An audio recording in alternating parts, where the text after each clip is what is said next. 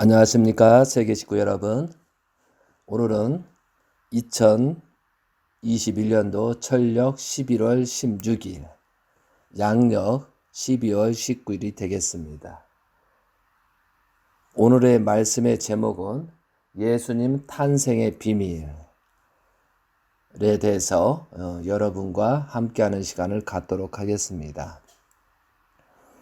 12월 달에는 12월 25일 크리스마스라는 행사를 통해서 예수님 탄신을 수백 년 동안 예수님 탄신을 예수님이 탄신돼서 부활절날 그런 계란을 먹고 그런 행사를 했습니다.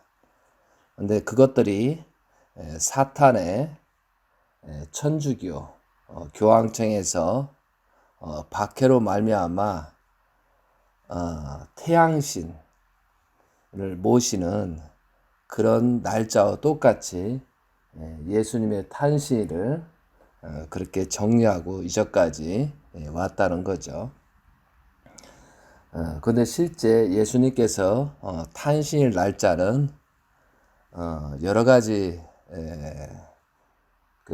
많은 사람들이 연구한 결과 2월 28일. 근데 이것은 이스라엘 음력 달력입니다. 이스라엘 음력 달력으로 보았을 때 2월 28일이라고 그렇게 많이 하고 있습니다. 근데 성경상에 보면은 분명히 양치는 때였기 때문에 봄이었다라고 되어 있습니다.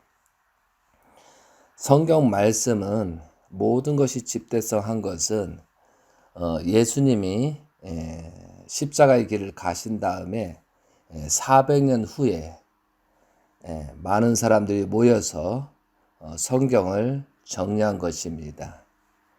그리고 이 성경 말씀을 제사장, 율법사 그들밖에 볼 수가 없었어요. 왜냐하면 그 당시는 종이라든가 그 인쇄 기술이 없었기 때문에 몇 사람만 수기로 기록해서 가지고 있었던 거죠. 500년 전 루터 시대에 성경이 대중화되기 시작했고 그리고 실제 성경이 일반 사람들한테 읽을 수 있고 성경 말씀을 볼 수 있는 것이 200년밖에 되지 않았다는 거죠. 한국은 100년도 안 됐습니다. 그래서 100년도 안 된 기간에 이렇게 확산돼서 우리가 성경 말씀을 볼 수 있다는 것은 굉장히 귀한 것입니다. 예수님의 출생의 비밀을 탄생에 대한 비밀을 알기 위해서는 성경 말씀을 근거로 해서 지금부터 말씀을 드리도록 하겠습니다. 마태복음 1장과 누가복음 1장에 예수님께서 어떻게 잉태했는가, 탄생됐는가에 기록이 되어 있기 때문에 그 기록부터 보겠습니다. 누가복음 1장을 보게 되면은 먼저 예수님이 탄생하는 그런 때에 세례 요한을 먼저 언급하게 되어 있습니다. 그것은 다니엘 또한 말라기 그리고 이제 엘리야하고 엘리사가 있잖아요. 그런 것처럼 예수님이 오기 전에 엘리야의 선지자가 먼저 와야 된다라고 그런 예언이 있습니다.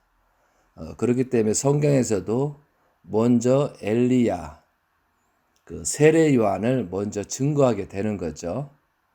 그래서 저 세례 요한이 예수님을 영접하고 모심으로써 세계를 복귀 섭리해야 되기 때문에 누가복음에 보면은 세례 요한의 출생에 대해서 정확하게 나오고 있습니다. 그리고 6개월 후에 예수님이 잉태되는 마리아를 통해서 잉태되는 그런 사건을 가지고 자세하게 성경 말씀을 가지고 말씀을 하도록 하겠습니다. 누가복음입니다. 누가복음 1장을 같이 여러분과 함께하는 시간을 갖도록 하겠습니다. 누가복음 1장. 우리 중에 이루어진 사실에 대하여 처음부터 목격자와 말씀을 일꾼된 자들이 전하여 준 그대로 내력을 저술하였고 붓을 든 사람이 많은지라. 그 모든 일을 근원부터 자세히 미루어 살핀 나도 데오빌로 각하에게 차례대로 써 보내는 것이 좋을 줄 알았노니 이는 각하가 알고 있는 바를 더 확실하게 하려 함이로다. 그래서 이제 이 시대에 그 누가복음은 그 수리아 안디옥 출신은 이방인인데요. 누가는 그 의사입니다. 의사. 그래서 의사가 기록했고 이 기록 연대는 AD 60년에서 62년경에 기록됐다라고 그 기독교 역사학자들은 그렇게 밝히고 있습니다. 누가복음은 벌써 이제 그때 집필했지만 모든 성경을 종합해서 최종적인 것은 400년 후에 나왔다는 거죠. 계속 이런 말이라든가 이제 무슨 쪽지 같은 거, 메모 같은 거 쉽게 해서 그런 것을 이제 모든 걸 정리한 것이 400년 이후라는 거죠. 그렇기 때문에 이제 예수님을 증거하기 위해서 예언이 있어야 되겠거든요. 그러니까 성경에서는 그 예언이 이런 얘기가 이제 전에 있었고 구약 시대에 있었고 그래서 그분이 예수님이 이 예언들도 이때 태어났다라고 이제 그렇게 정리하는 거예요.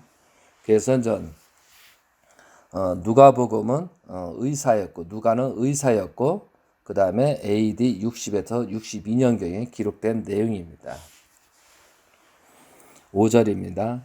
유다왕 헤롯 때에 아비야 반열에 제사장 한 사람이 있었으니 이름은 사가랴요 그의 아내는 아론의 자손이니 이름은 엘리사벳이었다. 그래서 여기서 제사장 사가랴 세례요한 아버지가 있습니다. 그리고 아내는 아론의 자손 이렇게 돼 있어요. 아론의 자손의 이름이 엘리사벳이다. 이 두 사람이 하나님 앞에 의인이니 주의 모든 계명과 규례대로 흠이 없이 행하였더라.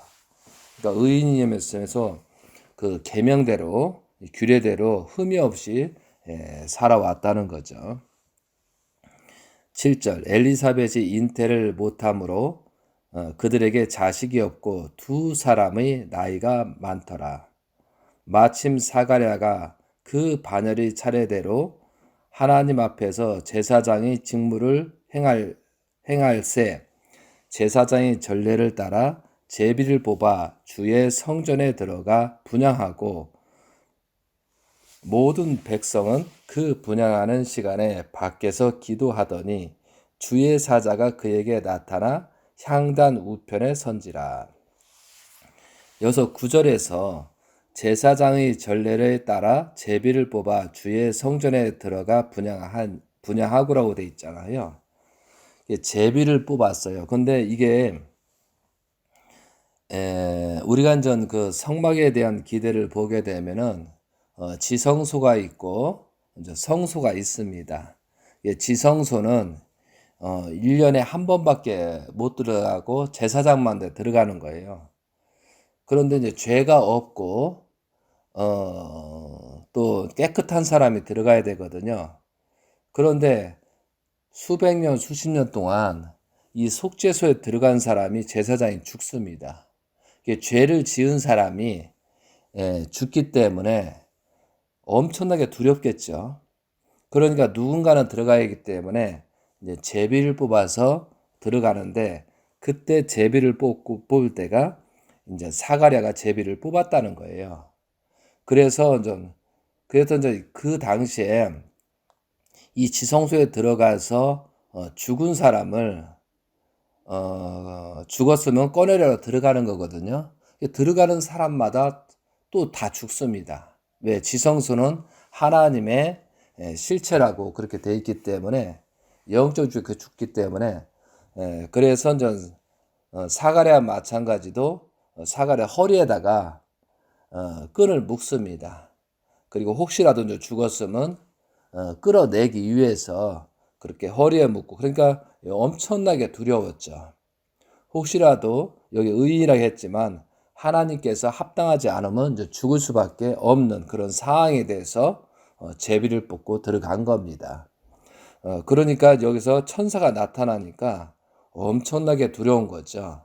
하나님께서 죽이려고 사가랴한테 나타난 줄 알고 굉장히 두려워했다는 내용이 나옵니다. 12절입니다. 사가랴가 보고 놀라며 무서워하니, 이게 무서워한 이유를 아시겠죠? 천사가 그에게 이르되 사가랴여 무서워하지 말라. 너의 간구함이 들린지라. 내 아내 엘리사벳이 내게 아들을 낳아 주리니 그 이름을 요한이라 하라. 너도 기뻐하고 즐거워할 것이요. 많은 사람도 그의 태어남을 기뻐하리니 이는 그가 주 앞에 큰 자가 되며 포도주나 독한 술을 마시지 아니하며 모태로부터 성령의 충만함을 받아 이스라엘 자손을 주 곧 그들이 하나님께로 많이 돌아오게 하겠습니다.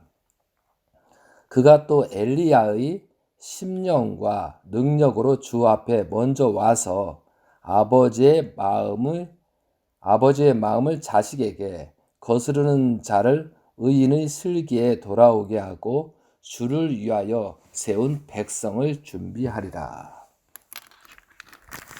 여기서 분명히 사가랴에게 명령은 엘리야라고 했습니다.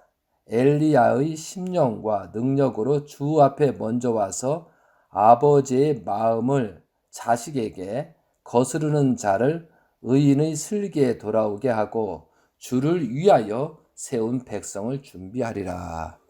세례 요한은 뭐예요? 엘리야 사명, 주를 맞이하기 위한 영접하기 위한 그런 사명자, 엘리사의 사명이 있다고 분명히 사가랴한테 이렇게 천사가 말했다는 거죠. 18절입니다. 사가랴가 천사에게 이르되 내가 이것을 어떻게 알리요? 내가 늙고 아내도 나이가 많으니이다. 천사가 대답하여 이르되 나는 하나님 앞에 서 있는 가브리엘이라. 이 좋은 소식을 전하여 내게 말하라고 보내심을 받았노라. 보라, 이 일이 되는 날까지 내가 말 못하는 자가 되어 능히 말을 못하리니 이는 내가 내 말을 믿지 마니할거니와 때가 이르면 내 말이 이루어지리라 하더라.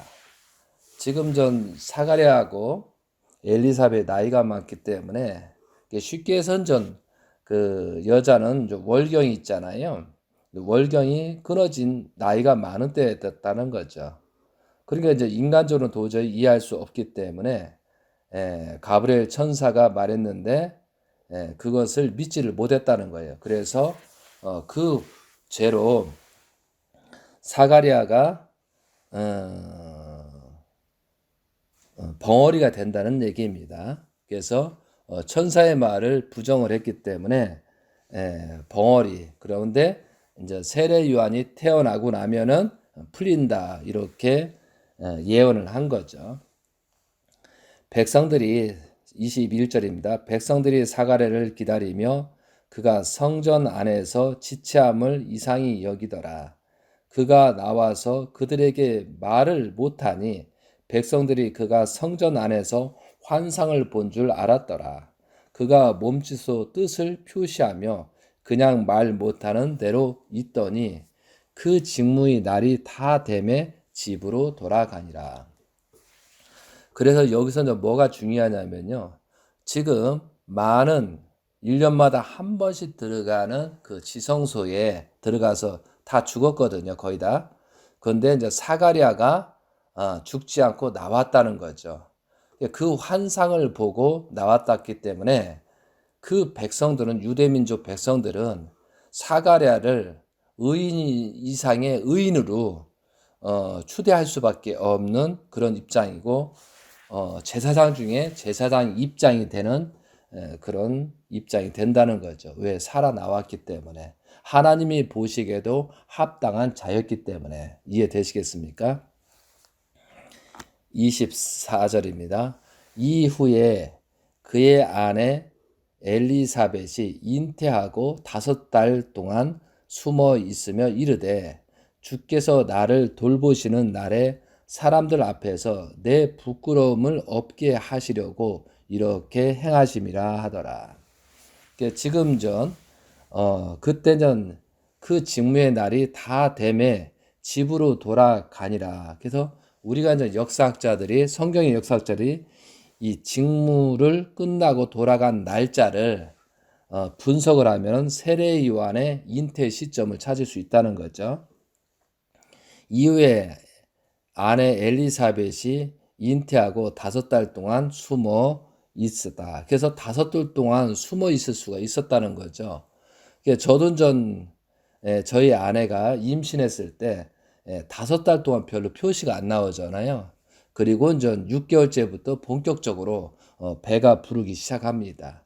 그렇기 때문에 엘리사벳도 5달 동안 숨길 수가 있었다라고 말할 수 있는 거죠. 자, 그래서 지금 여기서 분명히 5달이 되었다라고 되어 있습니다. 세례 요한 임신한 지. 그리고 이제 26절입니다. 여섯째 달에 천사 가브레일이 하나님의 보내심을 받아 갈릴리 나사렛이란 동네에 가서 다윗의 자손 요셉이라 하는 사람과 약혼한 처녀에게 이르니 그 처녀의 이름은 마리아라. 그런데 여기서 다윗의 자손 요셉이라 하는 사람과 약혼한 처녀, 이것이 마리아라는 거잖아요. 그런데 그 당시 율례대로 12세 때가 되면은 먼저 그 약혼녀를 정하는 그런 율례가 있습니다. 그런데 요셉은 기혼자였습니다. 성경의 그 백과서전에 보면은 요셉은 기혼자였다라고 되어 있습니다. 그래서 이제 그 당시에는 일부 다처제가 되겠죠. 그런 풍습이 있었다는 거죠. 28절입니다. 그에게 들어가 이르되 은혜를 받은 자여 편안할지어다 주께서 너와 함께 하시도다 하니 처녀가 그 말을 듣고 놀라 이런 인사가 어찌함이까 생각하매 천사가 이르되 마리아여 무서워하지 말라 내가 하나님께 은혜를 입었느니라. 31절 보라 내가 잉태하여 아들을 낳으리니 그 이름을 예수라 하라. 그가 큰 자가 되고 지극히 높으신 아들이라 일컬어질 것이요 주 하나님께서 그 조상 다윗의 왕위를 그에게 주시니라. 영원히 야곱의 집을 왕으로 다스리실 것이며 그 나라가 무궁하리라. 마리아가 천사에게 말하되 나는 남자를 알지 못하니 어찌 이 일이 있으리까? 천사가 대답하여 이르되 성령이 내게 임하시고 지극히 높으신 이의 능력이 너를 덮으시니 이러므로 나실 바 거룩한 이는 하나님의 아들이라 일컬어지리라. 그래서 마리아가 그때는 처녀였다라고 되어 있습니다. 처녀가 이제 임신할 수 없기 때문에 천사 가브리엘 천사한테 내가 처녀인데 어떻게 임신할 수 있겠느냐라고 이제 말을 하는 거죠. 36절입니다. 보라 내 친족, 여기서 친족 엘리사벳도 늙어서 아들을 배었느니라. 본래 임신하지 못한다고 알려진 이가 이미 6달이 되었나니 이렇게 되어 있어요. 그래서 그러니까 이미 6달이 되었다라고 했어요. 그래서 예수님과 세례 요한과는 6달, 6개월 창조가 되는 거예요. 그래서 7수가 때 임신이 되는 거거든요. 그거와 마찬가지로 여섯째 육수라는 것을 우리가 알아야 된다는 거죠. 그래서 6단계 말에 6단계 말에 창조의 역사에 보면은 창조의 과정이 있지 않습니까? 여러분도 한번 창세기 1장을 보면은 그래서 모든 만물을 창조한 다음에 6단계에서 짐승과 가축을 창조합니다. 그리고 나서 6단계 말에 생육하고 번성만 하는 인간을 창조합니다. 그리고 7단계 전에 아담과 하와를 창조한 생명이 있는, 혼이 있는. 그러니까 그래서 이제 우리들이 이것을 인지를 해야 예수님이 육신을 통해서 탄생됐다는 것을 이해를 할 수 있는 거예요. 그래서 창조 과정에 있어서 생육하고 번성만 하는 육신만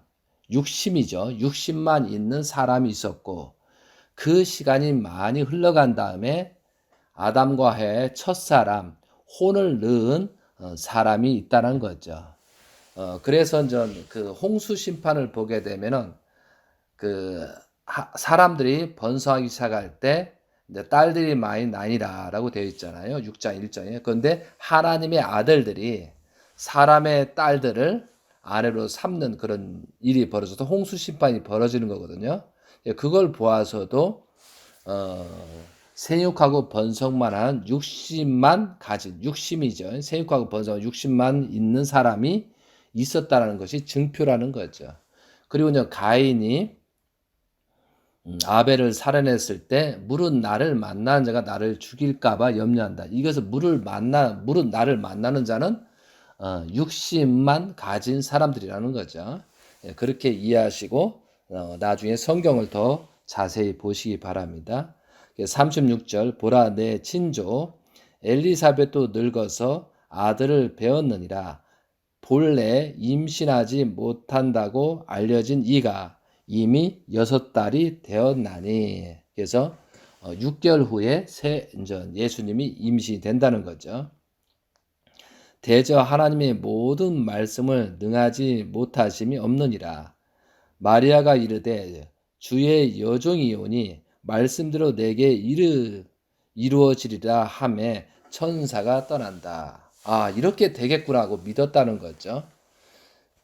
그런데 이제 예수님이 이제 성령으로 잉태했다고 이제 기독교에서 말하고 있습니다. 그런데 왜 성령으로 잉태했다라고 할 수밖에 없고 성경에는 그렇게 기록이 돼야 되냐면은 사실을 말했을 때 예수님을 믿지를 않는다는 거죠.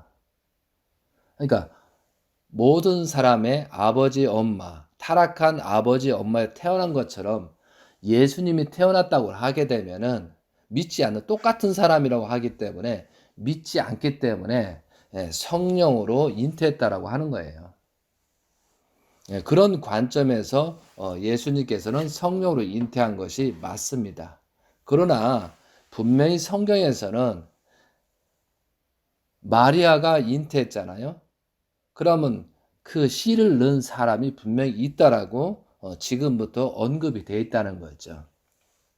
자, 39장입니다. 39절입니다.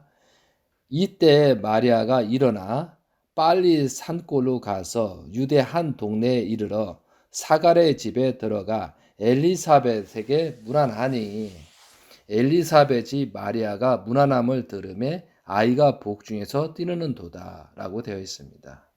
그러면 이 쉽게 해서 가브리엘 천사가 마리아한테 뭐라고 했냐면은 내가 남자가 없는데 어떻게 잉태하냐 했는데 어떻게 해서 잉태를 해야 된다라고 가브리엘이 자세히 설명을 해줬다는 거죠. 그래서 그 설명을 그 가브리엘이 말한 그런 말을 정확하게 듣고 이때에 마리아가 일어나 빨리, 그러니까 지금 자다가 계시를 받은 거예요. 계시를 받고 나서 이때 마리아가 일어나 빨리 산골로 가서 유대 한 동네에 이르러 사가랴의 집에 들어가 엘리사벳에게 문안하니, 이 사실들을 지금 오늘 가브리엘 천사가 이렇게 나타나서 사가랴하고 동침을 해서 하나님의 아들을 낳아야 된다라고 그렇게 말을 했다는 거예요. 이해되세요? 그러니까 41절 엘리사벳이 마리아가 문안함을 들음에 그 말을, 마리아의 말을 엘리사벳이 다 듣고 나서 그 말씀대로 사가랴에게 동침하게 만들었다는 거죠. 그래서 문안함을 들음에, 그 말을 들어주매라고 돼 있어요. 그래서 아이가 복중에 뛰노는 도라, 이렇게 된 거예요. 그래서 그날 지금 사가랴도 선지자 입장이고 엘리사벳도 좀 성령으로 충만했다는 거예요. 마리아도 충만했기 때문에 그 충만한 천사가 말한 사실들을 그대로 실행으로 옮겼다는 거죠. 그래서 엘리사벳이 마리아가 문안함을 들음에 아이가 복중에서 뛰노는 도다, 이렇게 돼 있는 거예요. 이해되시겠어요? 그러니까 가브리엘 천사가 말한 내용을 지금 바로 가서 마리아가 사가랴 집에 엘리사벳의 말을 하고 그 말을 들어줌으로 말미암아 사가랴하고 마리아가 동침해서 예수님이 잉태됐다는 사실을 이렇게 언급하고 있는 거예요. 이 상징과 비유도 아니고 말 그대로 설명을 드리는 겁니다. 히브리어 원문에도 이렇게 동시에 써 있다는 거죠. 자, 엘리사벳이 성령의 충만함을 받아. 이제 이유입니다. 엘리사벳이 성령의 충만함을 받아. 그러니까 자기 남편을 마리아한테 동침하게 만든다고 하면은 성령으로 충만해야 됩니다. 큰 소리를 불러 이르되 여자 중에 내가 복이 있으며 내 태중의 아이도 복이 있도다. 이렇게 성령으로 충만해서 지금 뭐냐면 사가랴하고 마리아하고 동침하는 그런 예수님을 낳게 한 동침하는 가정 속에서 지금 엘리사벳이 그렇게 말했다는 거죠. 이게 대단한 거예요. 엘리사벳도 어떻게 보면은요. 그러면서 말합니다. 내 주의 어머니가 내게 나아오니 이 어찌된 일인가. 참 의아한 거예요. 어떻게 마리아에서 예수님이 하나님의 아들이 나오냐. 이거에 대해서 내 주의 어머니가 내게 나아오니 이 어찌된 일인가라고 하는 거예요. 그런데 또 44절입니다. 보라, 내 문안하는 소리가 내 귀에 들릴 때, 보라, 내 문안하는 소리가 내 귀에 들릴 때 아이가 내 복중에서 기쁨으로 뛰어놀다. 주께서 하신 말씀이 반드시 이루어지리라 믿고 그 여자에게 복이 있도다. 보라, 내 문안하는 소리가 내 귀에 들릴 때 아이가 내 복중에서 기쁨으로 뛰놀았더라. 이렇게 되는 거예요. 그러니까 보라, 내 문안하는 소리가, 이해돼요? 내 귀에 들릴 때 그 문안하는 소리를 듣고 사가랴하고 동침하게 만들었을 때 아이가 내 복중에서 기쁨으로 뛰노더라. 임신됐다는 거예요. 정확하게 성경은 이렇게 말하고 있잖아요. 그리고 이제 46절 마리아의 창가가 벌어집니다. 그런데 56절에 지금 마리아가 임신돼 가지고요. 마리아가 석 달쯤 함께 있다가 집으로 돌아가니라 라고 되어 있습니다. 이게 문제예요. 마리아가 석 달쯤 함께 있다가 집으로 돌아간다. 지금 사가랴 집에서 동침한 다음에 임신이 돼가지고 석 달쯤 있다가 쫓겨났다는 얘기예요. 그런데 왜 쫓겨났어요? 그런 말은 성경에 나타나지 않습니다. 자, 그리고 여기에도 중요한 거예요. 자, 그래서 우리가 임신 기간이 9개월이잖아요. 280일인데 정확하게 266일입니다. 왜냐하면 그 여자간정 그 생리 기간에 14일이 정해져 있잖아요. 그래서 이제 생리 기간, 그 다음에 배란기 기간, 그렇기 때문에 14일을 빼면은 9개월이면은 30일, 9개월이면 280일, 그죠? 10달이 하잖아요. 우리가 9개월, 280에서 260일이나 이렇게 9개월이 되는 거예요. 그러니까 지금 뭐냐면 마리아가 석 달쯤 함께 있다가 집으로 돌아가니다. 이 쯤이라는 말이 중요하거든요. 이것은 뭐냐면 세례 요한이 태어나자마자 마리아가 쫓겨났다 이런 뜻입니다. 자, 여선전 또 전 역사가 벌어져 세례 요한의 존재를 두각시키기 위해서 역사가 벌어지는 것이 엘리사벳이 해산할 기한이 차서 아들을 낳으니 이웃과 친족이 주께서 그를 크게 긍휼히 여기심을 듣고 함께 즐거워하더라. 8일이 되매 아이를 할례하러 와서 그 아버지의 이름을 따라 사가랴라 하라고 하더니 그 어머니가 대답하여 이르되 아니요 요한이라 할 것이라 하매 그들이 이르되 내 친족 중에 이 이름으로 이름한 이가 없다 하고 그의 아버지께 몸짓하여 무엇으로 이름을 지으려 하는가 물으니 그가 서판을 달라 하여 그 이름을 요한이라 쓰며 다 놀라게 여겼다는 거죠. 지금 마리아도 기죠.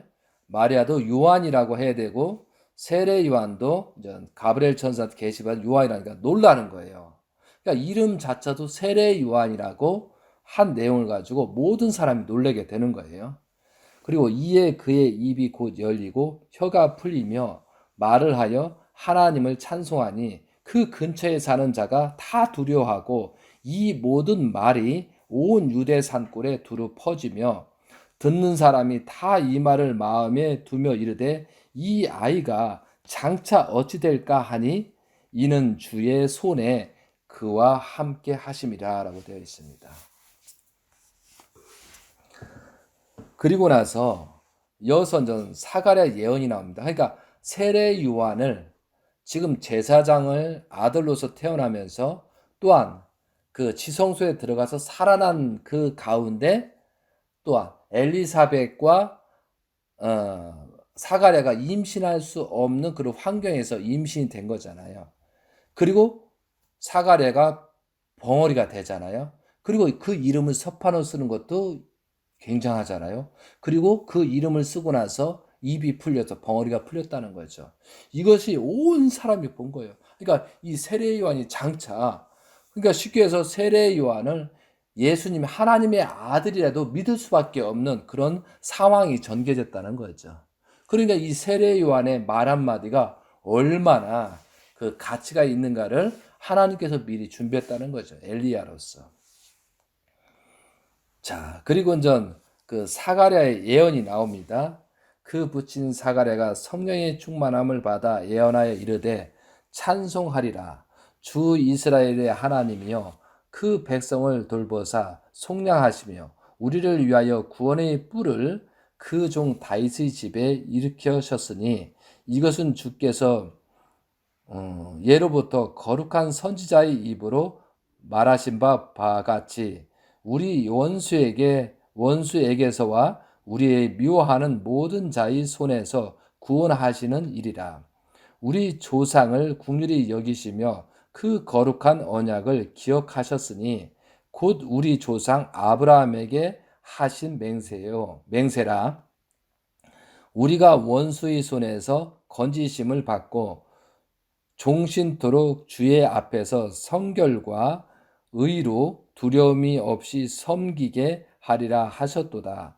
이 아이여 내게 지극히 높으신 이의 선지자라 일컬음을 받고 주 앞에 앞서 가서 그 길을 준비하여 주의 백성에게 그 죄 사함으로 말미암은 구원을 알게 하리니. 여기서 분명히 이 아이여 내가 지극히 높으신 이의 선지자라 일컬음을 받고 그 주 앞에 서서 가서 그 길을 준비하여.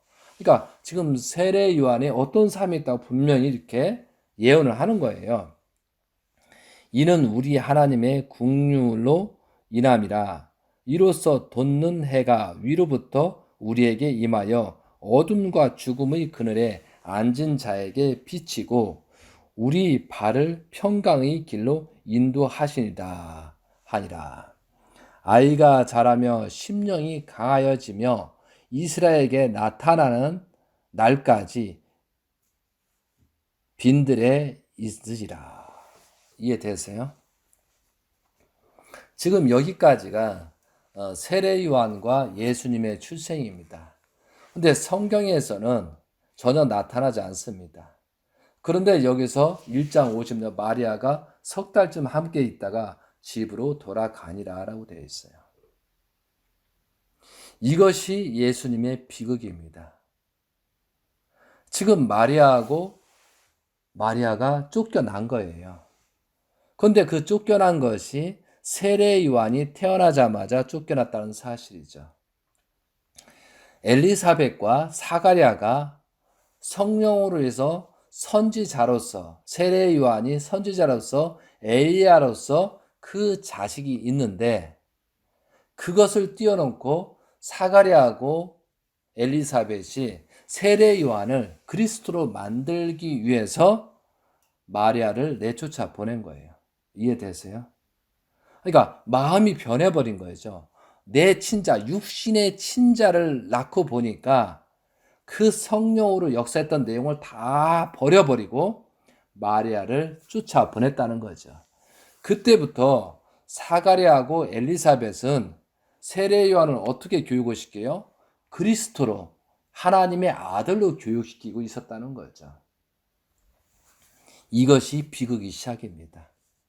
그런데 또 한 가지는 지금 하나님께서 지금 준비를 하는 거, 혹시라도 사가랴하고 엘리사벳이 배반을 했었을 때 예수님의 마리아를 어떻게 보호할 것이냐. 그래서 약혼녀 요셉의 기혼자한테 약혼을 해놓는 거예요. 혹시나 몰라서. 근데 역시가 돼버렸잖아요. 만약에 지금 성경에서 쭉 있겠지만 요셉이 잉태한 사실을 알거든요. 근데 그 여자를 만약 요셉이 총각이었다면은 절대 마리아를 자기 아내로 맞이할 수 없어. 그런데 기혼자이기 때문에 그게 가능하다는 거죠. 그래서 하나님은 기혼자 요셉을 찾아서 성령으로 충만하게 만들었다는 거예요. 이해되시겠습니까? 그러면은 지금 사가랴하고 엘리사벳이 마리아를 내쫓아놨으니까 만약에 세례 요한이 장서하는데 그리스도를 만드는 작업을 하고 있거든요. 그런데 마리아를 어떻게든 죽여야 되거든요. 그러면 마리아가 잉태한 예수님 하나님의 아들이 나타난 것은 죽여야 되거든요. 그렇기 때문에 죽이기 때문에 지금 온 나라를 호적제도를 만들어서 죽이지 못하도록 하나님의 숨기는 예수님을 숨기는 마리아를 숨기는 그런 섭리가 지금 2장부터 전개된다는 거죠. 이해돼? 이게 비극이라는 거죠. 그래서 그러면 예수님이 잉태한 사실을 지금 마리아하고 엘리사벳하고 사가랴만 알고 있어요. 그런데 지금 세례 요한이 태어난 다음에 출생된 다음에 지금 마리아를 내쫓아 버렸거든요. 그리고 나서 마리아가 잉태한 자녀를 죽이고 싶은 거예요. 그런데 그것은 하나님이 아시고 모든 호적제도를 통해서 요셉과 마리아가 어디로 간지 모르게끔 만들기 위해서 지금 이 역사가 2장에 벌어지는 거예요. 자, 읽어보겠습니다. 그때 가이사 아구스도가 영을 내려 천하로 다 호적하라 하였으니 이 호적은 구레노가 수리아 총독이 되었을 때 처음 한 일이다 이거죠. 그러니까 호적 제도를 하려면 다 각자, 그래서 모든 사람이 호적하러 각각 고향으로 돌아가매 요셉도 다윗의 집 족속이므로 갈릴리 나사렛 동네에서 유대를 향하여 베들레헴이라 하는 동네에 다윗의 동네로 다윗의 동네로 그 약혼한 마리아와 함께 호적하러 올라가니 마리아가 이미 잉태하였더라. 그러니까 지금 잉태한 사실을 요셉이 알게 된 거예요. 이해되시겠습니까? 지금 왜 호적 제도를 했냐면은 예수님과 마리아를 살리기 위해서 하나님께서 간주도 온 그 이스라엘 민족에 호적 제도를 해버린 거예요. 그러니까 전부 다 흩어졌으니까 사가랴와 엘리사벳 주기를 찾지를 못한 거예요. 이해되시겠습니까? 이것이 하나님의 깊은 역사예요. 복귀섬 역사라는 거예요. 자, 6절입니다. 거기 있을 그때 해산한 날이 차서 첫 아들 낳아 강포로 싸서 구유에 누였으니 이는 여관이 있는 곳이 없음이더라. 지금 첫 아들을 낳아 강포로 싸서 구유에 누였더니 마구간이라는 거잖아요. 근데 마구간이 일반 소 마구간이 아니고 양도 있고 뭐도 있고 그 마구간이라는 얘기예요. 구유에 뭐예요? 소가 그 여물을 먹는 밥을 먹는 그 나무로 판 그 구유에 누였다는 거죠. 이는 여관이 있는 곳이 없음이라. 그러니까 예수님께서 지금 베들레헴으로 가서 마구간에서 태어났다는 거예요. 이것이 태어난 시점이에요. 그래서 동방박사는 집으로 찾아갔다기 때문에 1년 후에 동방박사 갔다라고 성경은 그렇게 되어 있다는 거죠. 자, 그런데 많은 사람들이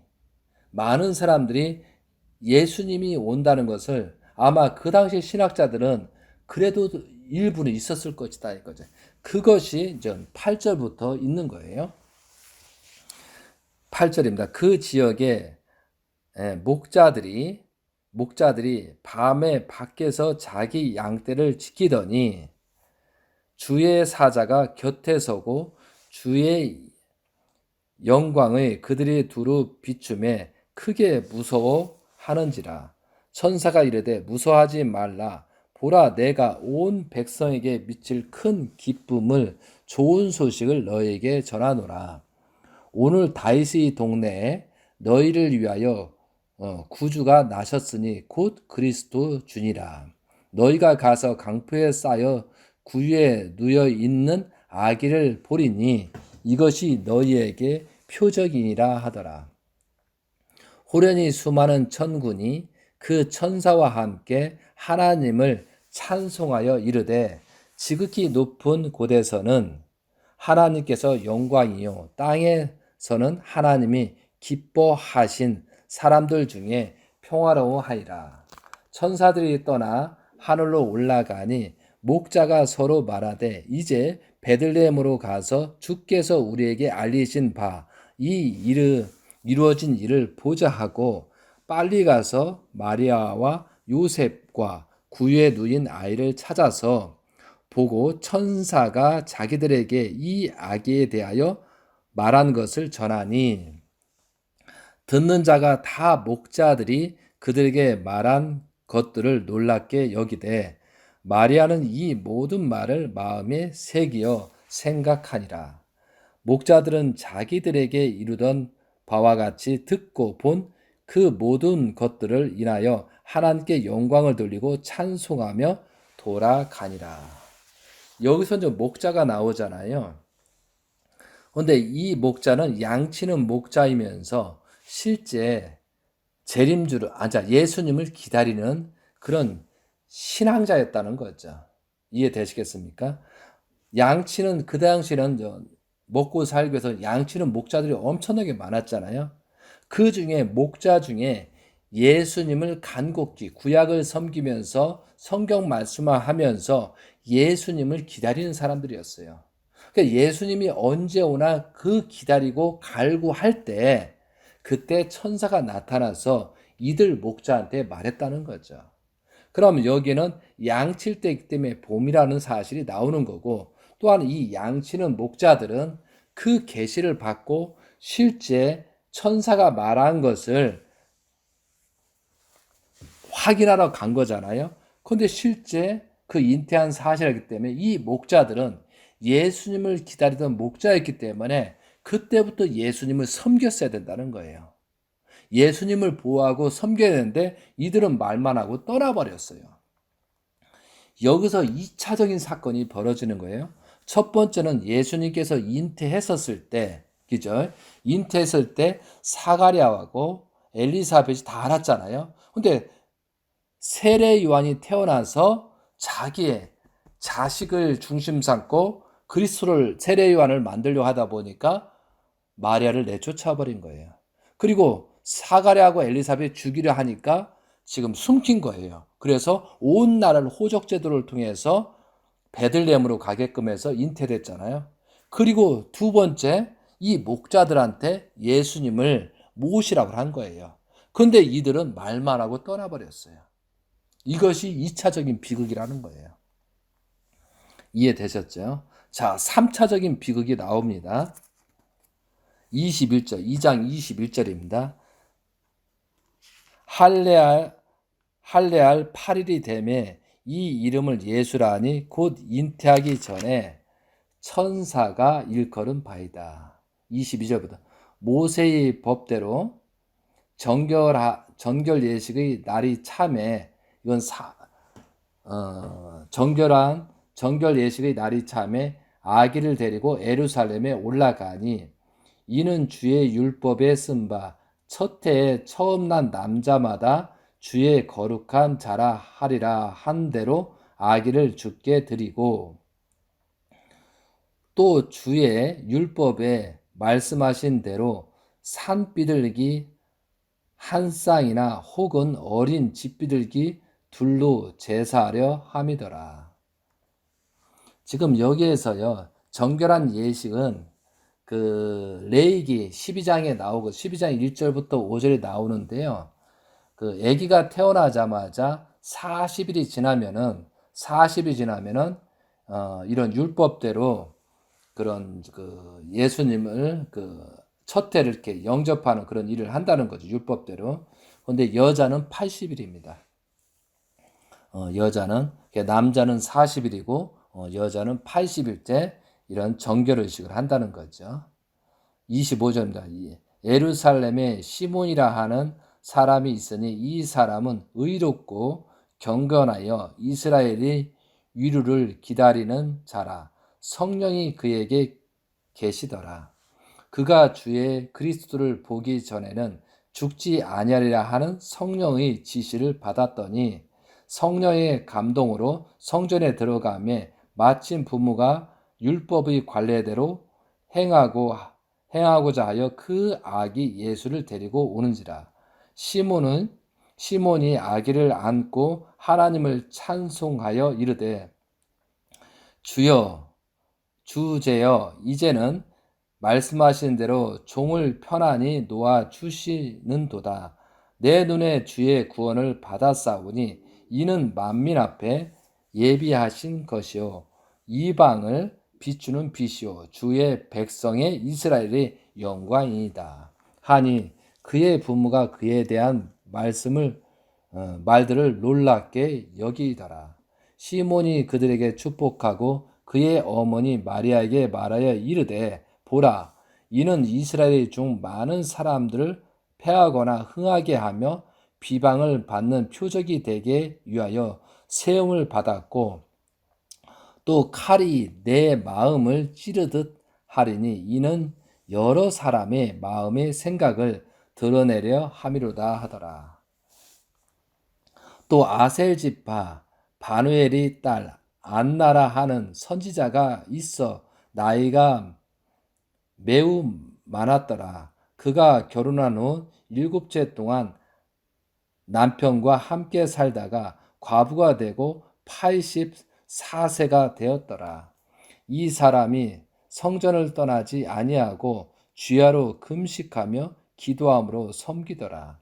마침 이때에 나와서 하나님께 감사하고 예루살렘의 속량을 바라는 모든 사람에게 그에 대하여 말하니 주의 율법에 따라 모든 일을 마치고 갈릴리로 돌아가 본 동네 나사렛에 이르르니라.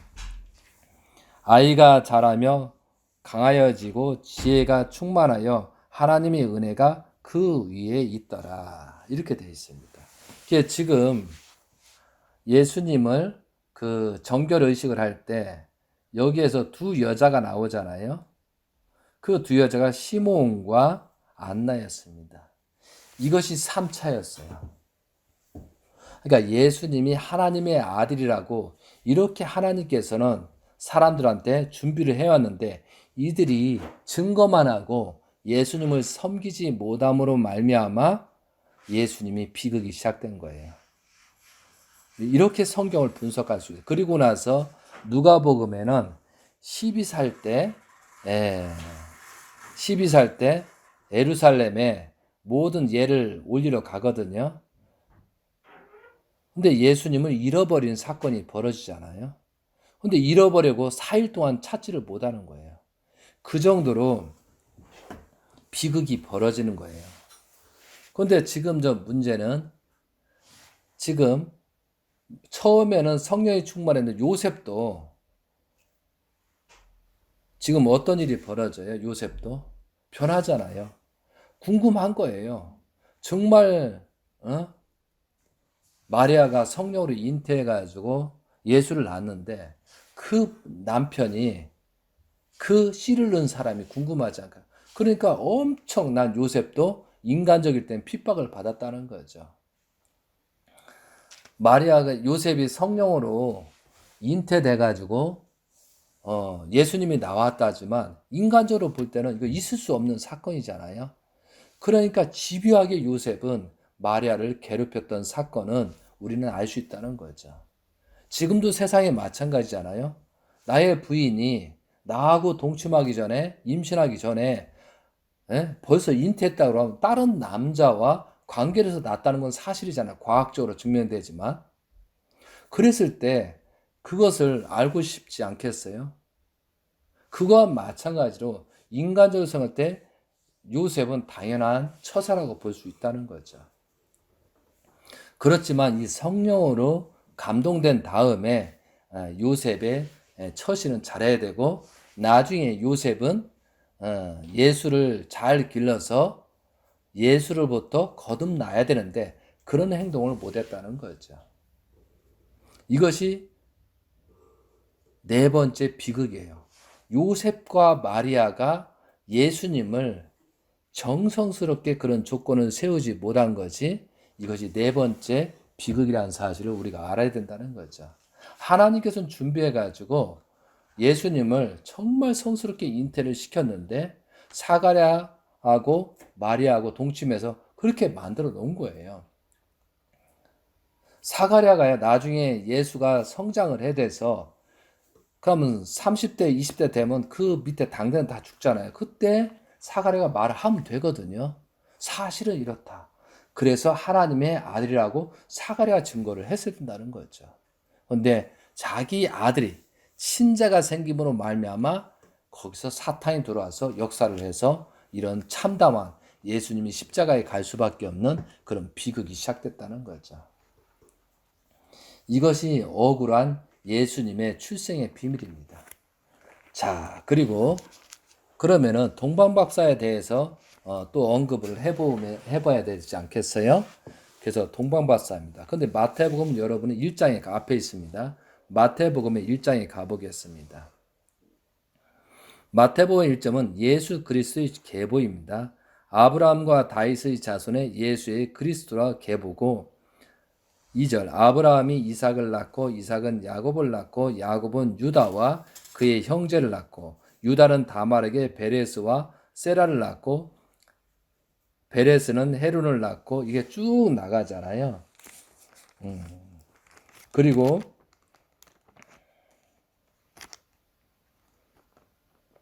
여기서 이제 쭉 나가면서 그런데 이게 이 족보가 말이에요. 요셉의 족보지 예수님의 족보가 아니라는 사실이죠. 16절에 한번 가보겠습니다. 15절. 엘리우스는 엘르아셀을 낳고 엘르아셀은 마단을 낳고 마단은 야곱을 낳고 여기서 야곱이 나오네요. 야곱을 낳고 16절입니다. 야곱은 마리아의 남편 요셉을 낳았으니 마리아에게서 그리스도가 칭하는 예수가 나시니라.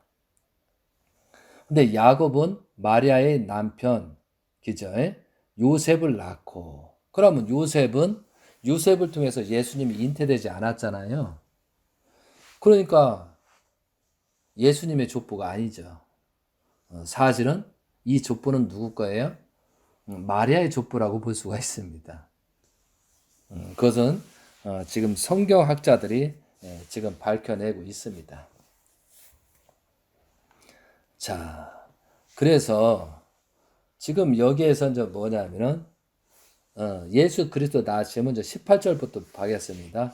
요셉한테도 계시를 주지 않으면 안 되는 거예요. 왜? 지금 자기가 임신을 시킨 아이가 아니고 사가랴를 통해서 임신된 아이를 모셔야 되기 때문에 그 아기를 섬기기 위해서 하나님이 역사해야 되는 거예요. 18절입니다. 예수 그리스도의 나심을 이러하니라. 그의 어머니 마리아가 요셉과 약혼하고 동거하기 전에 성령으로 잉태된 것이 나타났더니 그의 남편 요셉은 의로운 사람이라 그를 드러내지 아니하고 가만히 끊고자 하여 이 일을 생각할 때 주의 사자가 현모하여 이르되 다윗의 자손 요셉아 내 아내 마리아 데려오기를 무서워하지 말라. 그에게 잉태된 자는 성령으로 된 것이다. 아들을 낳으리니 이는 예수라 하라. 지금 여기서는 요셉 또한도 예수라 하라는 것을 하나님한테 천사한테 몽시를 받았다는 거죠. 이는 그가 자기 백성을 그들의 죄에서 구원할 자이심이라 하니라. 이 모든 일이 된 것은 주께서 선지자로 하신 말씀을 이루려 하심이니 이르시되 보라 처녀가 잉태하여 아들을 낳은 것이요 그의 이름은 임마누엘 예수라 하라는 거죠. 하셨으니 이를 번역한즉 하나님이 우리의 함께 계시다 함이라. 요셉이 잠에서 현모한 거잖아요. 요셉이 잠에서 깨어 일어나 주의 사자의 분부대로 향하여 그의 아내를 데려왔으나 아들을 낳기 전에 동침하지 아니하더니 낳음에 이름을 예수라 했더라. 그래서 전 요셉이 데려온 거예요. 하나님이 천사가 역사를 해가지고. 자, 그 다음에 2장부터 동방박사에 나오잖아요. 지금 2장부터는 예수님이 태어난 이유를 얘기하는 거예요. 자, 헤롯 왕 때 예수께서 유대 베들레헴에서 나심에 동방으로부터 박사들이 예루살렘에 이르러 말하되 유대인의 왕이여 나신 이가 어디 계시느냐. 저 성경을 잘못 해석하다면은 동방 박사가 왔었을 때 예수님이 태어난 걸로 했는데 여기서는 뭐예요? 유대인의 왕으로 나신 이가 어디 계시냐. 벌써 태어났다는 거죠. 이해되시겠습니까? 그러니까 동방 박사는 천문학자면서 신학자에서 신학 박사급이 있는 거죠. 그러니까 별자리를 보면서 예수님이 언제 태어나서 그 별을 통해서 지금 예루살렘 베들레헴으로 왔다는 뜻이에요. 그러니까 여기서 분명히 나심에 다시 한번 읽겠습니다. 헤롯 왕 때 예수께서 유대 베들레헴에서 나심에 동방으로부터 박사들이 예루살렘에 이르러 말하되 유대인의 왕으로 나신 이가 어디 계시냐. 우리가 동방에서 그의 별을 보고 그에게 경배하러 왔느냐 하니 헤롯 왕과 온 예루살렘이 듣고 소동한지라.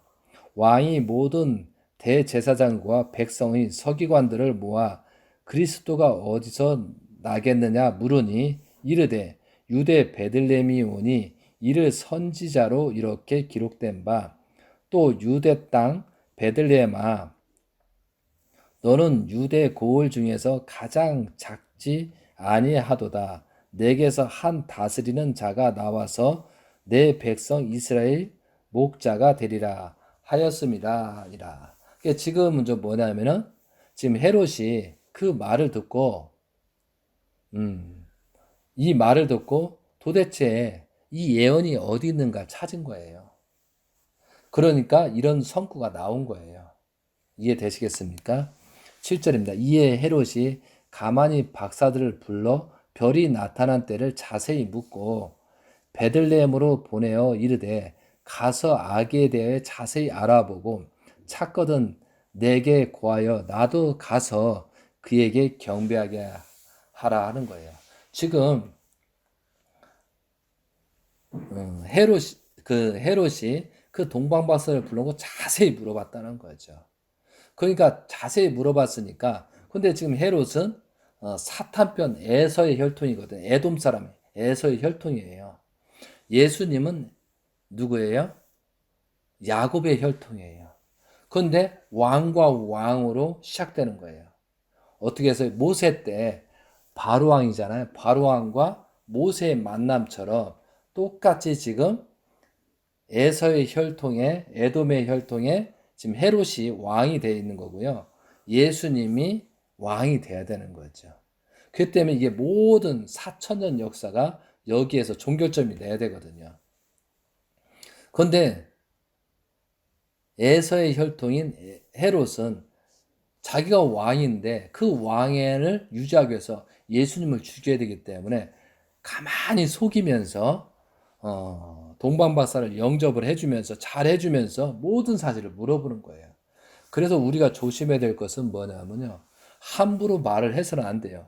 이 사람이 적인지 사탄인지를 구분하면서 우리가 진솔하게 말해야지, 뭐 전도한다 뭐한다 해서 함부로 솔직하게 말을 하게 되면 이 사람은 땅꿍꿍 일을 하고 오히려 말한 것이 화가 될 수 있다는 것을 우리가 교훈을 얻어야 된다는 것이, 여기서 동방박사가 굉장한 실수를 했다는 거죠. 자, 이어서 갑니다. 9절입니다. 박사들이 왕의 말을 듣고, 9절입니다. 박사들이 왕의 말을 듣고 갈새 동방에서 보던 그 별이 문득 앞서 인도하여 가다가 악이 있는 곳에 위에 머물러 서 있는지라. 그들이 별을 보고 매우 크게 기뻐하더라. 집에 들어가 아기와 그의 어머니 마리아가 함께 있는 것을 보고 엎드려 아기에 경배하고 보배함을 열어 황금과 유황과 모략을 예물로 드린다. 그들이 꿈에 헤롯에게로 돌아가지 말라 지시하심을 받아 다른 길로 고국에 돌아가니라. 이렇게 되어 있어요. 여기서 집에 들어가라고 써 있잖아요. 예수님이 태어날 때 누가복음에는 마구간의 구유에서 태어났잖아요. 그러니까 1년 후에 돌잔치 때 동방박사가 간 거예요. 그런데 여기에서 왜 이 장면이 왜 있냐면요. 이렇게 많은 학자들이 지금 밝히고 있는데, 예수님께서 태어날 때 그 별자리가 있습니다. 그 별자리가 목성과 토성이 만납니다. 만나서 계속 붙어가지고 9개월 동안 달이 9바퀴, 10바퀴 돌 동안 있거든요. 있다가 그 목성과 토성이 떨어지면서 그 목성이 가는 것을 보고 그 동방박사가 예루살렘에 온 겁니다. 그래서 동방박사들은 신학자면서 천문학자입니다. 그래서 예수님을 영접하기 위해서 그 별이 목성과 토성이 9개월 동안, 임신기간 9개월 동안 있다가 예수님이 태어난 것처럼 목성과 토성이 떨어집니다. 그리고 그 별을 보고 목성을 보고 지금 예루살렘 베들레헴에 왔다는 뜻이에요. 그런데 갑자기 그 목성이 별이 안 보이는 거예요. 왜 안 보이냐면은 지금 지구에서 바라봤을 때 목성과 토성이 현상이거든요. 그런데 베들레헴으로 왔는데 태양이 앞에 있는 거예요. 그러니까 목성을 가리고 있었던 거죠. 그래서 3일 동안 이 목성을 찾지를 못한 거예요. 그래서 동방박사들이 모든 천지에 뭐라고 했어요? 유대인의 왕이여 나신 이가 어디 계시냐? 우리들이 동방박사 별자리를 봐갔는데 너희들은 알고 있느냐? 그 별을 찾기 위해서 소동을 벌인 거예요. 그 소문이 베들레헴에 다 퍼져 예루살렘에 다 퍼지니까 예루살렘에 전부 다 퍼져 버리니까 기절 새 누구예요? 헤롯까지 들어가게 된 거예요. 그러니까 헤롯이 또 자기도 거짓말로 영접한다고 그러니까 자세히 얘기한 거예요. 이해되시겠어요? 그러니까 분명히 돌잔치 때 동방박사가 갔다는 사실입니다. 근데 여기서 잘못한 것은 그렇게 동방박사는 천문학자고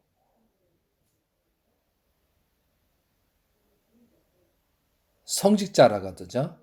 성경을 연구한 자예요. 그러면 이때부터 돌아가는 게 아니고 어떻게든 예수님을 보호하고 예수님이 장성할 것을 또 찾아서 보호해야 되는데 성경 이후에 동방박사가 다시 왔다는 사실이 없습니다. 하나님께서 그렇게 동방박사를 준비했는데 동방박사마저도 증거만 하고 나서 그리고 죽을까 봐 떠난 거예요. 그러면 헤롯이 죽고 나서 다시 동방박사 와서 예수님을 찾아야 되는데 그 찾는 행동을 하지 않았다는 것이요. 그 때문에 어떻게 보면 동방박사는 돌잔치에 오고 나서 나타나지 않았어요. 이것이 예수님의 또 비극이 시작되는 거예요. 하나님께서는 예수님을 영접하게 해서 여러 가지 준비를 했다고 제가 말씀드렸잖아요. 그런데도 이들이 책임을 다하지 못함으로 말미암아 예수님이 십자가의 길을 갈 수밖에 없는 그런 사건이 벌어진 거예요. 이것이 예수님의 출생의 탄생의 비밀입니다. 자, 그러면 이거 사실이 돌잔치가 맞는가 안 맞는가 그 사실을 한번 알아볼까요? 2장 13절입니다. 그들이 떠난 후에 주의 사자가 요셉에게 현몽하여 이르되 헤롯이 아기를 찾아 죽이려 하니 일어나 아기와 그의 어머니를 데리고 애굽으로 피하여 내가 내게 이르기까지 거기에 있으라 하시니. 이게 지금 뭐냐면 그들이 떠난 후에 주의 사자가 요셉에게 현몽하여 나타나서 헤롯이 아기를 찾아 죽이려고 하니까 일어나서 빨리 아기와 그의 어머니를 데리고 애굽으로 피하여 내게 이르기까지 거기 있으라 하는 거예요. 요셉이 일어나서 밤에 아기와 그의 어머니를 데리고 애굽으로 떠나가는 거예요. 도망가는 거예요. 이것은 뭐냐면 동방박사가 잘못해서 그런 거예요. 헤롯이 죽기까지 거기에 있었으니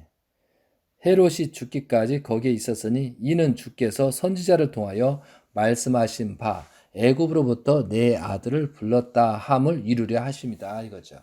그러니까 성경에는 그렇게 예언이 되어 있다는 거죠.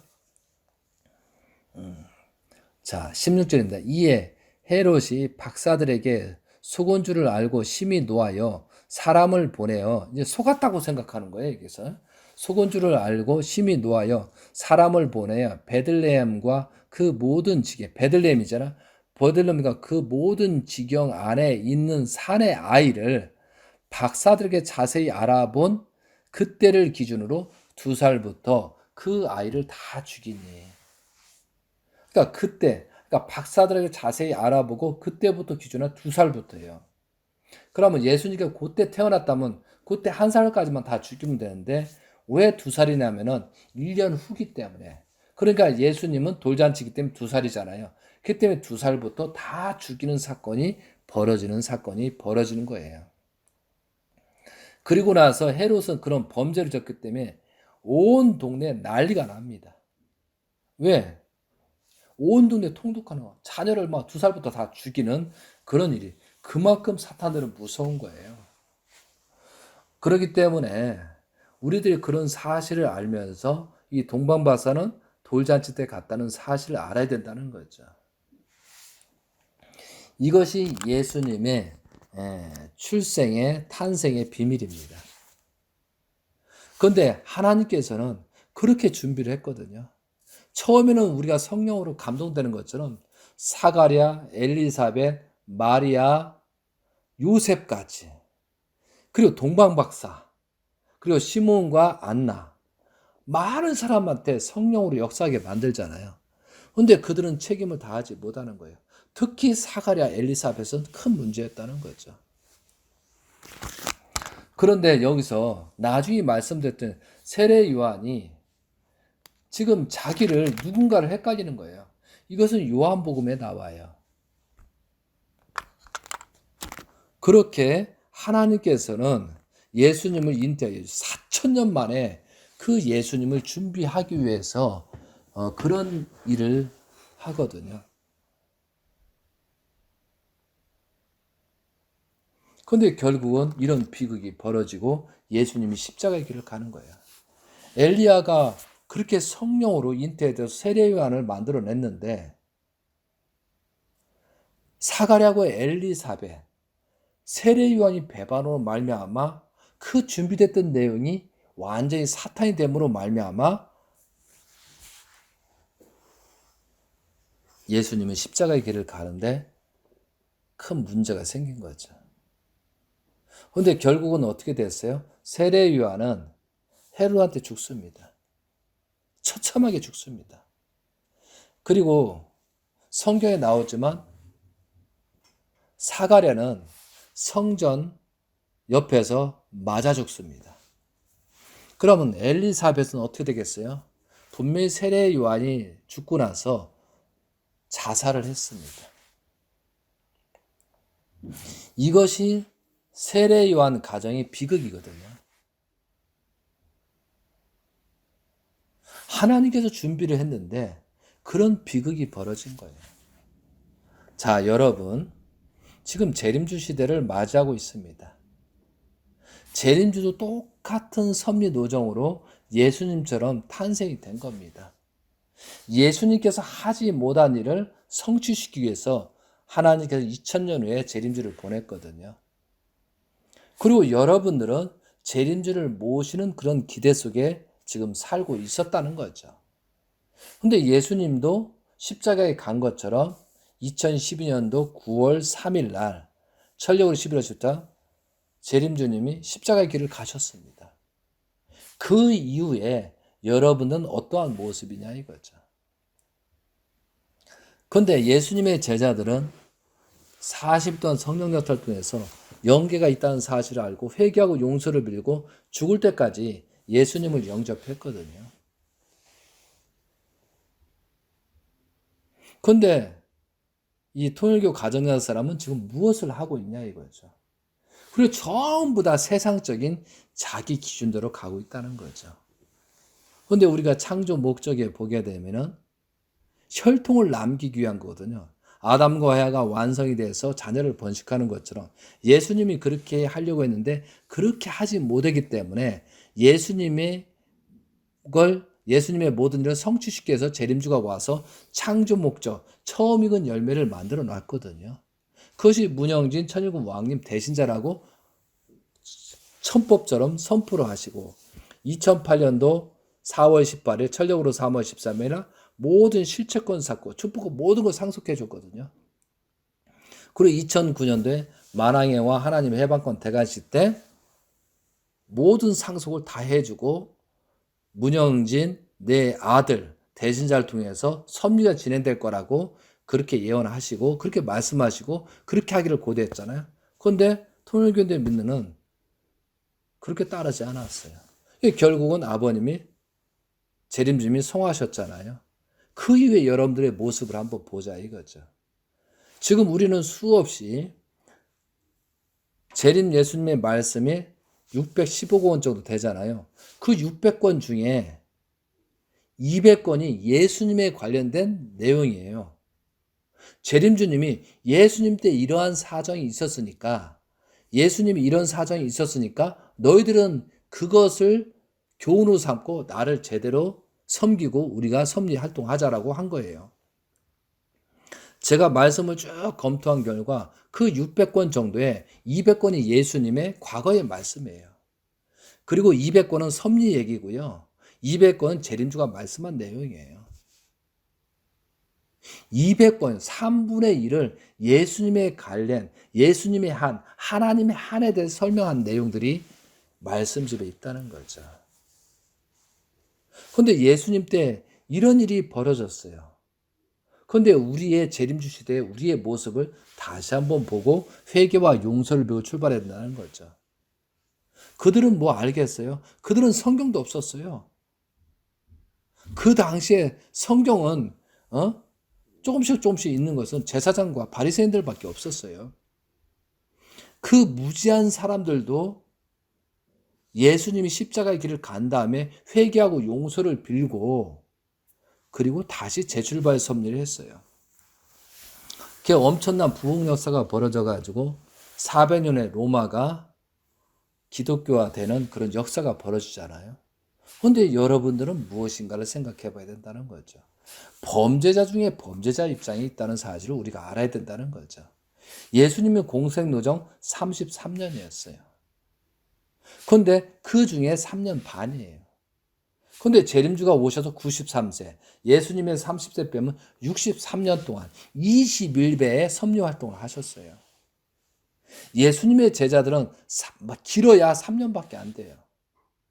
그런데도 그들은 회개하고 용서를 빌고 예수님을 하나님의 아들로서 섬기면서 그 평생을 십자가의 길을 갔잖아요. 그런데 93년, 63년이나 21배가 넘는 그렇게 우리에 대해 교육을 주고 그렇게 섭리에 대해서 말하고 말씀을 줬는데 보고 우리의 모습은 어떠냐 이거죠. 심각하지 않습니까? 정말 회개하고 용서를 빌어야 된다. 그래서 아버님 성화로 말미암아 회개하고 용서 빌 필요가 없다. 모든 책은 참가정이지 우리는 죄가 없다.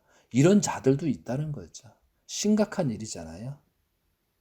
그래서 우리는 정말로 회개하고 용서를 빌어야 돼. 무지한 것부터 회개를 빌어. 무지는 구원이 없다. 구원할 수가 없잖아요. 그거와 마찬가지로 우리가 성경을 알아야 되고 예수님의 탄생을 알면서 우리는 어떻게 할 것인가. 지금 3대 왕권 시대, 재림주 시대에 살고 있는 우리는 어떻게 할 것이냐. 지금 우리가 며칠 있으면 크리스마스라고 해서 성탄절이라고 합니다. 그런데요, 사탄들과, 그러니까 지금 세례 요한과 예수님은 큰 차이가 나타나지 않습니다. 외적으로 봤었을 때. 오히려 세례 요한이 굉장히 가치적으로 족보서부터 대단하게 태어나잖아요. 그런데 그 우월하게 월등하게 태어난 세례 요한이 예수님을 영접하면 모든 사람들이 영접하게 돼 있다는 거죠. 그거와 마찬가지로 우리도 그렇게 해야 된다는 거죠. 자, 크리스마스의 정체는 태양입니다. 태양신. 그 태양신을 모시기 위한 날짜가 12월 25일입니다.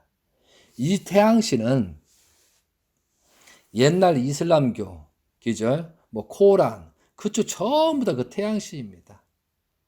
그래서 종교학자들이 그래서 12월 25일 날 지금 천일국 왕님 말씀 가장 해가 짧은 날, 그러니까 빛이 가장 짧고 밤이 긴 날, 그날이 12월 25일이라고 했습니다. 그래서 어둠이 가장 긴 날을 선택해서 빛이 없고 어둠이 있는, 그래서 그날 태양절을 모시는 겁니다. 이것이 사탄이잖아요. 그리고 우리가 산타 할아버지가 오신다고 합니다. 근데 산타 할아버지를 한번 여러분 써보세요. 산타 할아버지, 사탄 할아버지, 산타 할아버지, 사탄 할아버지. 근데 니은자만 산타, 사탄, 그 니은자를 앞으로 옮겨서 산타 할아버지라고 했다는 거죠. 이해돼요? 이것이 누시엘을 얘기하는 거예요. 누시엘. 그래서 누시엘이 찬양하는 것이 이게 크리스마스라는 거죠. 그리고 하얀 옷을 입는 게 아니고 원래 하얀 옷을 입어야 되거든요. 근데 빨간 옷을 있죠. 이게 태양을 상징하는 거예요. 태양. 그리고요, 또 꽃갈모자, 그 산타 할아버지가 꽃갈모를 썼잖아요. 꽃갈모도 삼각형이잖아요. 삐쪽하잖아요. 이것이 바벨탑을 상징하는 거예요. 바벨탑.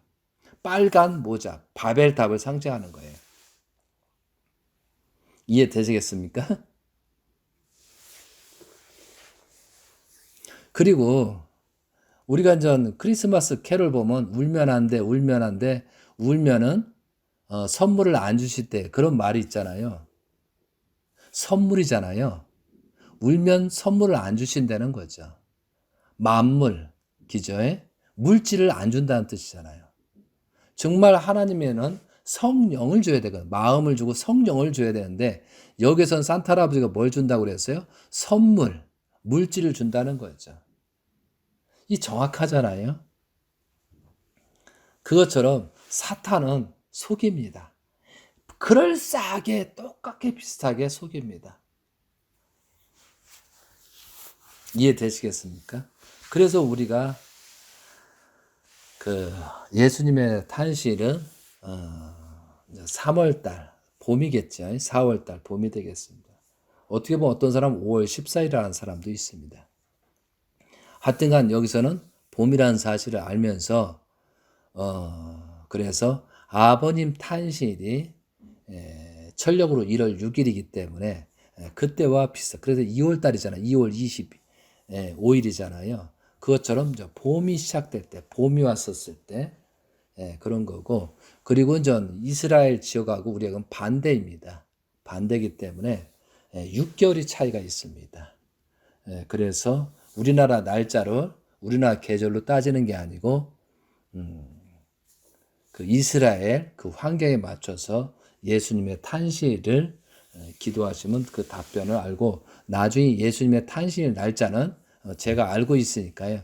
정확하게 설명드리는 시간을 갖도록 하겠습니다.